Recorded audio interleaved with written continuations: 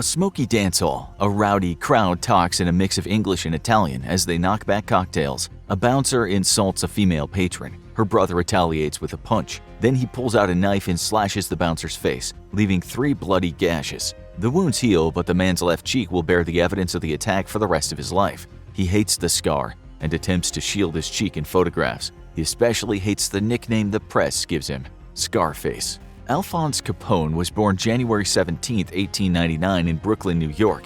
His parents are immigrants from Hungary, Italy. His father, Gabriele, is a barber, and his mother, Teresa, is a housewife. Capone is the 4th of 9 kids. There's always a hungry mouth to feed in the Capone household. Gabriele preaches the value of hard work and encourages independence in his children. Capone gets his first job at around age 9 as a shoeshine boy. He often sets up near the docks along the Brooklyn Navy Yard to capture the business of sailors. Capone makes good pocket money, but sees mobsters in flashy clothes working the local shopkeepers. He idolizes them. Capone is big for his age. He runs with 2 kid gangs, South Brooklyn Rippers and 40 Thieves Juniors. The gangs roam the neighborhood, committing vandalism, petty crime, and getting into rumbles with other young thugs. As he grows older, Capone joins the James Street Boys, which is run by Johnny Torrio, a local mobster. Torrio takes Capone under his wing, eventually becoming his lifelong mentor. Capone sometimes does odd jobs for Torrio, including delivering firearms and picking up bribes. He's a restless student but has a clever mind and a knack for numbers. While attending 6th grade, he gets into an altercation with another student. A teacher tries to break up the fight and Capone slugs her. The authorities want to send him to a reform school. Instead, he drops out entirely.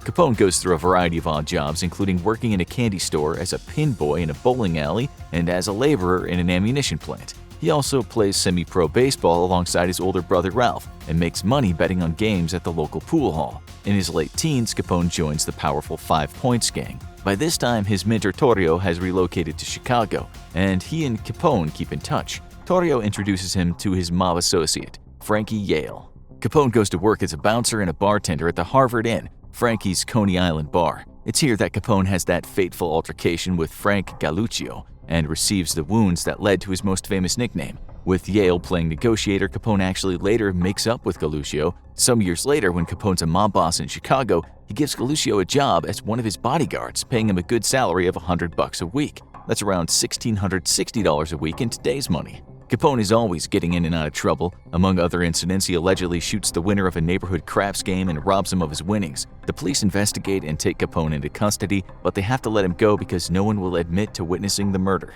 In December 1918, a few weeks after she gives birth to his son, Capone marries May Coughlin. Thinking of this new family, 19-year-old Capone tries to go straight. The Capones leave New York and head to Baltimore. The change of heart and the family's quick departure is likely caused by Capone trying to outrun someone looking for revenge. In Baltimore, Capone takes a legitimate job as a bookkeeper for the Paramount Construction Company. For a couple of months, the family lives quietly and Capone learns a lot about how to do business. However, Capone's father dies of a heart attack and he returns to New York for the funeral. Shortly thereafter, Torrio invites Capone to manage a brothel for him in Chicago. Capone eagerly accepts. The good wages will allow him to provide not only for his wife and child, but for his mother and sisters too.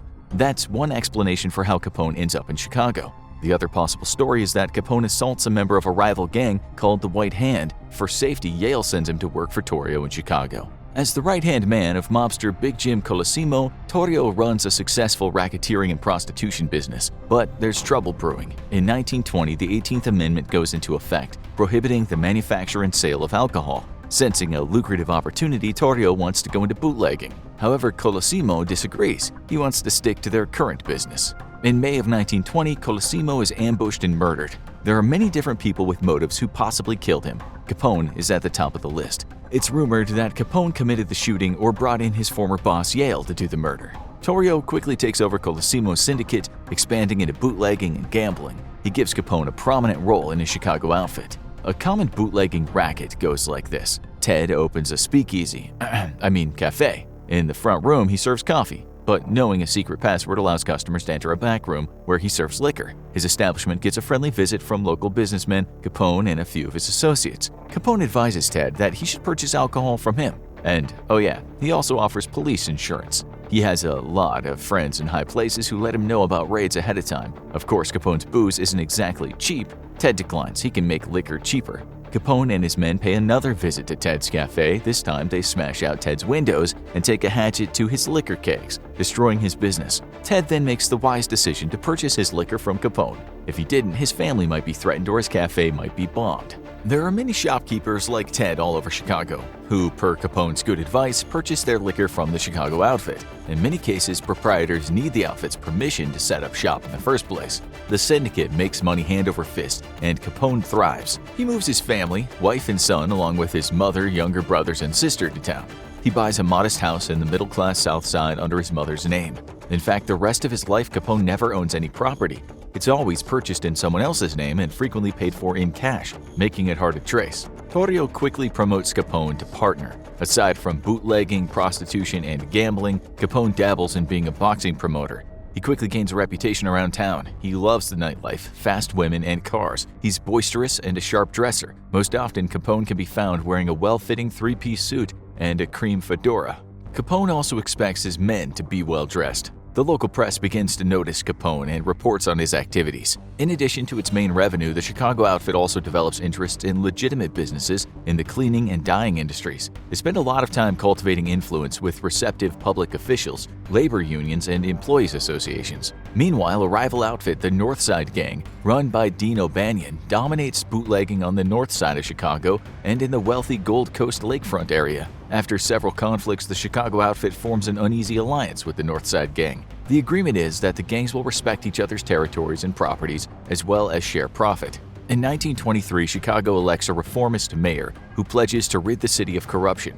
As a result, Torrio and Capone move their base outside of Chicago city limits to suburban Cicero. Meanwhile, the truce between the Chicago outfit and the North Side Gang begins to unravel. The Jenna brothers, a small gang run by 6 Sicilian-born brothers who own the bootlegging territory of Little Italy, begin encroaching on the North Side's area. O'Banion complains to Torrio, who does nothing.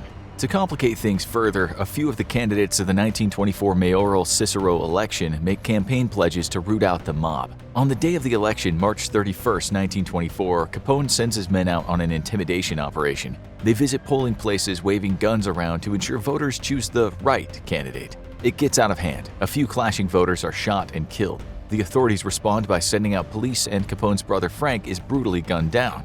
A few months later in May, O'Banion manages to scam Torrio out of $500,000. In retaliation, Torrio cuts the North Side Gang out of profits. The gangs fight all summer. By the fall, the Jenna brothers have had enough and conspire with Torrio and Capone to kill O'Banion. A team of assassins ambush and kill O'Banion at his floral shop on November 10, 1924. His murder sparks a brutal 5-year gang war between the North Side Gang and the Chicago outfit, with assaults, kidnappings, and killings on both sides. In January 1925, Torrio is shot several times as revenge by Jaime Weiss, the new leader of the North Side Gang. Torrio survives the attempt on his life but ends up in jail for several months due to a setup by the North Side Gang. While in jail, he retires and names 26-year-old Capone as his replacement.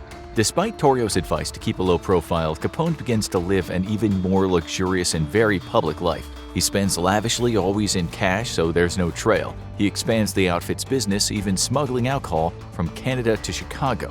The press follows Capone's every move, and the public eats it up. Reporters even come from Europe to interview Capone. He's larger than life. Some see him as a dissident or a rebel who gives the people what they want. Capone feels like he's doing a public service for Chicagoans. He says 90% of people of Cook County drink and gamble, and my offense has been to furnish them with those amusements. The war between the North Side Gang and the Chicago outfit heats up with vandalism and bombings. On a night in April of 1926, William McSwiggan, a prosecutor, is on a bar crawl in Cicero with 2 old friends. An assailant with a machine gun attacks the group outside the Pony Inn saloon and kills all 3 men. Capone had ordered the murder of McSwiggan's friends, not realizing that he was going to be with them. As it turns out, McSwiggan had previously attempted to prosecute Capone for murder, so despite his murder being unintentional, it seems like retaliation.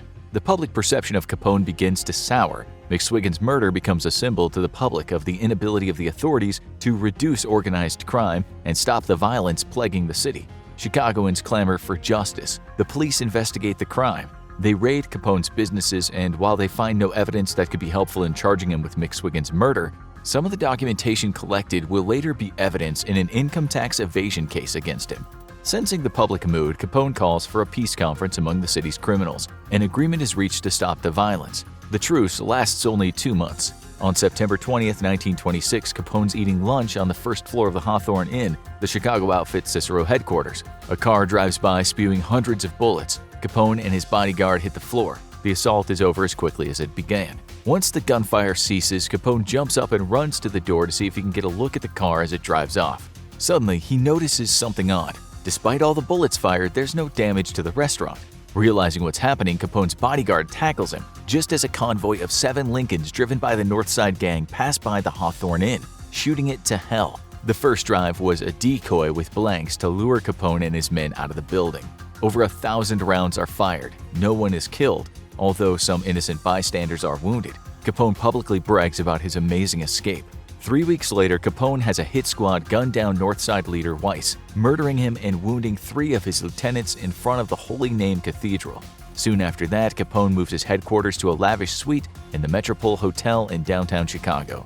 He's cultivated relationships with several corrupt officials, including openly supporting William Hale Thompson in the 1927 Chicago mayor's race. Thompson wins, and he and other authorities under Capone's thumb turn a blind eye to many of the outfit's activities. By 1929, the Chicago outfit dominates the illegal liquor trade in Chicago. It's estimated that they generate between $60 and $100 million in revenue annually. That's between $847 million and $1.5 billion in today's money. Capone owns several properties around town and even a beachfront vacation home in Miami. However, none is in his name because he's concerned about security, perhaps even paranoid, and he also wants nothing traced back to him. After the deaths of various Northside gang leaders, Lieutenant Bugs Moran takes over and swears to end Capone. He hates him not only for the murder of his friends, but also for all the prostitution businesses Capone has created. Moran, a frequent churchgoer, sees no problem with bootlegging, but draws the line at prostitution. A few times, the Chicago outfit tries to offer a profit-sharing deal with the Northside gang, but Moran turns them down. He's disgusted that some of the profits would come from flesh peddling. The Northside gang continues to be a thorn in Capone's side. Word on the street is that they're specifically gunning for Capone's top hitman, Machine Gun Jack McGurn.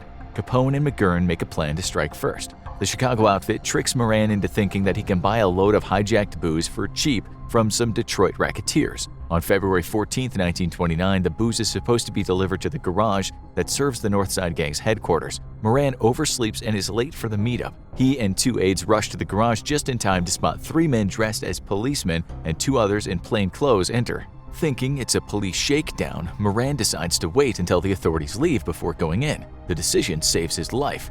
Inside the garage, the fake cops line up 7 men, 6 Northside gangsters and an innocent mechanic. They order them to turn and face the wall. Thinking that they're about to be arrested, the men obey. The fake cops shoot the 7 in their backs, gunning them down in cold blood, firing over 70 rounds of ammunition. Police from Chicago's 36th district quickly arrive and find a single Northside gang member named Frank Gusenberg still alive. He's been shot 14 times. In the few minutes before he becomes unconscious, the police attempt to question him, but he refuses to talk. Gusenberg dies a few hours later at a hospital, having never woken up. The murders, which become known as the St. Valentine's Day Massacre, shocked the nation. From the start, many blamed Capone. However, when the massacre occurred, Capone was out of town, staying at his house in Miami. Many others believe that Capone masterminded the plot. The authorities investigate a variety of theories and suspects to little avail. They cannot link Capone to the murders, but he's never charged, and the case is never solved. However, as part of the investigation into the murders, Capone is subpoenaed and called before a grand jury on March 12, 1929. His lawyers formally file for postponement, submitting a physician's affidavit which attests that Capone has been suffering from a bronchial pneumonia and was temporarily confined to bed. Travel would be detrimental to his recovery. Capone's appearance date before the grand jury is rescheduled for March 20th. Meanwhile, the U.S. Attorney's Office calls up the FBI. During the 1920s through the early 30s, the FBI's investigative jurisdiction was limited. The gang warfare occurring in Chicago isn't within the Bureau's investigative authority. However, when the U.S. Attorney asks him to investigate if Capone has been sick or just attempting to dodge a subpoena, it puts Capone on their radar. The FBI quickly uncovers evidence that Capone went to a racetrack and participated in other social events when he was allegedly very sick in bed. Capone finally appears before the federal grand jury on March 20th. As he's leaving the courtroom after completing his testimony, he's arrested for contempt of court, an offense for which the penalty could be a year in prison and a $1,000 fine. He posts a $5,000 bond and is released. Capone's legal troubles are just starting. Several weeks later, he and his bodyguard are arrested in Philadelphia for carrying concealed deadly weapons. They're quickly sentenced to 1 year each. While he's in jail, Capone is able to run syndicate operations with minimal disruption. He's released in 9 months for good behavior on March 17, 1930. By now, the Great Depression is in full swing. In an effort to clean up his image, Capone donates to charities and briefly sponsors a soup kitchen in Chicago that serves more than 2,000 people a day. However, his PR stunts don't improve public sentiment. Perhaps it doesn't matter. After the St. Valentine's Day massacre, the North Side Gang is in shambles. They never recover. Many of the gangsters are absorbed into other gangs. Capone and the Chicago outfit have won. However, in response to the St. Valentine's Day massacre, President Herbert Hoover orders the federal government to increase its investigation of Capone's finances. In 1927, the U.S. Supreme Court had ruled that income gained on illegal activities was taxable, which created a path to prosecute Capone and other Prohibition-era criminals. Prior to this financial investigation, President Hoover had also created a plan for small teams of Prohibition agents working under special U.S. attorneys to target bootleggers. In 1930, the Attorney General finally implemented Hoover's first plan, creating a small squad of Prohibition agents to break up the Capone gang. 27-year-old Elliot Ness, a special agent with the Prohibition Bureau, is chosen to lead the team. The squad is nicknamed the Untouchables after several agents refused large bribes from the Chicago outfit. Over the next 2 years, the Untouchables raids the Chicago outfit's illegal bootlegging operations multiple times. In the first 6 months alone, the raids and destruction done by Ness's agents cost Capone about $2 million in lost income, or over $34.3 million in today's money. The raids affect the syndicate's bottom line and disrupts Capone's cash flow, depriving him of income he needs to pay bribes and maintain graft. Members of the outfit being protected from prosecution is central to the gang's grip on the bootlegging business. Some claim that Capone is basically seeing Ness and his squad as a minor annoyance. He makes sure the Prohibition agents get just enough info to regularly conduct raids, which actually keeps them busy and away from the outfit's most important business activities. Others view Ness and his agents as vital to the plan to bring down Capone. Interestingly, the legendary Elliot Ness of pop culture fame is a creation from a semi-fictional book about Ness's career in several fictional TV shows and movies that followed. Ultimately, the evidence Ness and the Untouchables collects isn't suitable. Prosecutors decide they can't win with it and halt the investigation. However, the tax evasion case against Capone continues to quietly build. In April of 1930, an investigation by the intelligence unit of the Bureau of Internal Revenue resulted in Al's brother Ralph Capone being convicted for tax fraud. Then, the feds focus even harder on Al, assigning Frank J. Wilson and several agents to investigate Capone. The team scrutinizes some 2 million documents covering a 6-year period of the outfit's income. They also interview bartenders, shopkeepers, basically anyone around Chicago that might know something about Capone's business dealings. The majority of the people questioned are too scared, and though Wilson promises protection, most refuse to snitch about their dealings with Capone. Wilson and his crew don't give up. They analyze phone records and bank accounts, lean on informers, study handwriting, gleaning any information they can. Meanwhile, Capone just goes about his normal life. In April 1930, Capone is arrested on vagrancy charges while visiting Miami Beach. The governor of Florida didn't want him in the state and ordered the sheriffs to run him out. Capone also cops a perjury charge when he claims that Miami police refused him food and water and threatened to arrest his family. In July, he's acquitted of the perjury charge after a 3-day trial. In February 1931, Capone is tried and convicted on the contempt of court charge. He's sentenced to 6 months but is allowed to remain free while on appeal. His appeal on this charge is subsequently dismissed. In spring 1931, the Treasury Department finally moves forward with his tax evasion case against Capone. They present a mountain of evidence to the grand jury. Capone is indicted on 23 counts of tax evasion on over $250,000 of income from 1924 to 1929. He's also indicted for 5,000 counts of conspiracy to violate the Volstead Act, which is the law that governs prohibition. The prosecution and Capone's lawyers work out a deal. Capone will plead guilty to all charges and be recommended a 2.5-year sentence. So on June 16, 1931, Al Capone pleads guilty to tax evasion and prohibition charges. He then boasts to the press that he struck a deal for a 2.5-year sentence. Capone's bragging annoys James H. Wilkerson, the judge presiding over his trial. He informs Capone that he, the judge, is not bound by any deal. Capone then changes his plea to not guilty. The case ends up going to trial. In fall of 1931, Capone is convicted and sentenced to 11 years in prison. He's also fined $50,000 and charged $7,692 for court costs, in addition to being billed $215,000 plus interests for back taxes. In all, the total he's supposed to pay comes to just under $300,000, or about $5.6 million in today's money. This is considered an astronomical price to pay for tax evasion. The government is clearly making an example of Capone. Capone is sent to the U.S. Penitentiary in Atlanta and serves 2 years of his sentence. After he's caught bribing a guard, he's sent to Alcatraz to serve out his remaining sentence. On November 16, 1939, 48-year-old Capone is released after having served just over 7.5 years and having paid all fines and back taxes. One of the main reasons for early release is that Capone is suffering from syphilis in the brain. Many years earlier, he contracted syphilis while working as a bouncer in a brothel. Unfortunately, he never bothered to receive medical treatment, and the disease quietly progressed, eventually causing his mental deterioration. Upon release, Capone enters a Baltimore hospital for treatment, then convalesces at his Florida home, surrounded by family.